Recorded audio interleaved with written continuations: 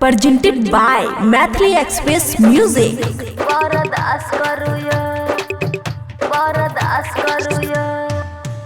छोरू छोरू मैं पिया बरदास करूयो खुशी रिकॉर्डिंग स्टूडियो बलुआहा।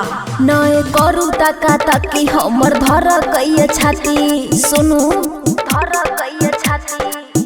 नए करू तका ताकी हमर धर कइए छाती नए करू तका ताकी हमर धर कइए छाती आए मिलत नए कुछ हुजे आस करू यो आए मिलत नए कुछ हुजे आस करू यो छोरू छोरू न पिया बरदास करू यो छोरू छोरू न पिया बरदास करू यो छोरू छोरू न पिया बरदास करू यो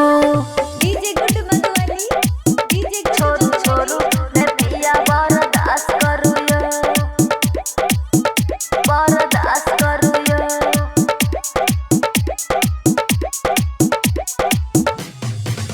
बाली उमर छे देहिया छे बाची पिया यो हमर जवनिया छे काची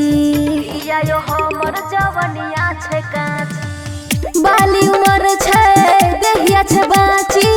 पिया यो हमर जवनिया छे काची आहा दूरे रहू तनियो ने पास करूयो आहा दूरे रहू तनियो ने पास करूयो छोरू छोरू ने पिया बरदास करूयो छोरू छोरू ने पिया बरदास करूयो छोरू छोरू ने पिया बरदास करूयो करू ने डीजे गुड मधुबनी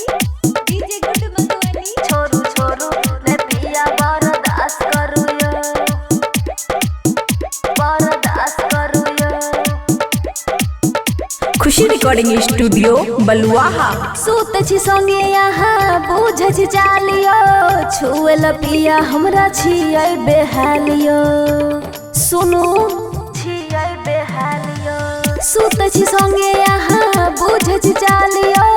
छुएल पिया हमरा छियै बेहालियो परती छे खेत नय चाष करूयो परती छे खेत नय चाष करूयो छोरू छोरू ने पिया बरदास करूयो छोरू छोरू ने पिया बरदास करूयो छोरू छोरू ने पिया बरदास करूयो खुशी रिकॉर्डिंग स्टूडियो बलुआहा।